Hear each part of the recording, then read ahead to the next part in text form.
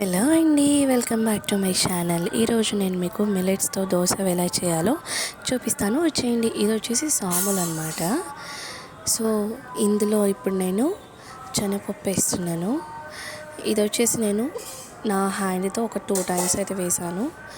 And ఇది వచ్చేసి కొద్దిగా మెంతులు, అవి మొత్తం ఒక బాక్స్లో పెట్టుకోవాలి. ఇదంతా ఇంకో గిన్నెలో నేను 1.5 పొట్టు మినపప్పు నానేసుకున్నాను. నైట్ అయితే మనం నానేసుకోవాలన్నమాట. మార్నింగ్ దోశలకి నైట్ తినాలనుకుంటే మార్నింగ్ నానేసుకోవాలి. ఇది వచ్చేసి ఈరోజు మార్నింగ్ అనమాట. నేను నైట్ నానేసాను కాబట్టి ఈరోజు మార్నింగ్ మొత్తం వాష్ చేసి పక్కన పెట్టేసుకున్నాను. సో ఇలా అయితే ఉండిద్ది అనమాట. ఇప్పుడు మనం మిక్సీ పట్టుకుందాము.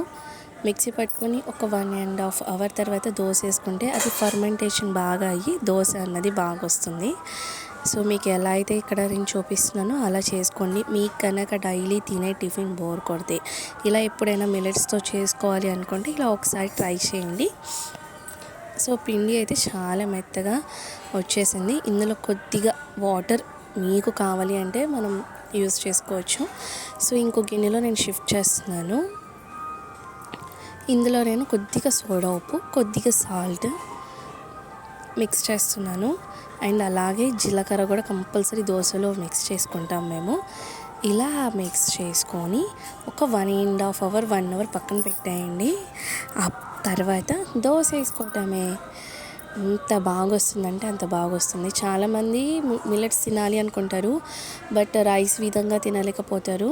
సో ఇలా దోశ విధంగా తినవచ్చు, ఇడ్లీ కూడా చేసుకోవచ్చు. బట్ నాకు ఇడ్లీ అంతగా నచ్చదు, ఇలా దోశ బాగుండిద్ది. ఈరోజు నా టిఫిన్ వచ్చేసి మిల్లెట్స్ దోశ అనమాట. చాలా ఎమ్మీగా టేస్టీగా ఉండిద్ది. 2 తిన్నా చాలండి, కడుపు నిండిపోయింది. ఇంటి దగ్గర కొంచెం సాంగ్స్ పెట్టడం వల్ల మనకు వాయిస్ డిస్టర్బెన్స్గా ఉండిద్ది. అయినా ఏం పర్లేదు, నేను ఎలా అయితే చూపించానో అలా మీరు ప్రాసెస్ అయితే చేసేసుకోండి. మొత్తానికి మనం వేసిన మిల్లెట్స్ దోశ అయితే అదిరిపోయింది అనమాట. మీకు గనక తినాలనిపిస్తే ఇలా అయితే చేసుకోండి. ఇదనమాట ఈ వీడియో.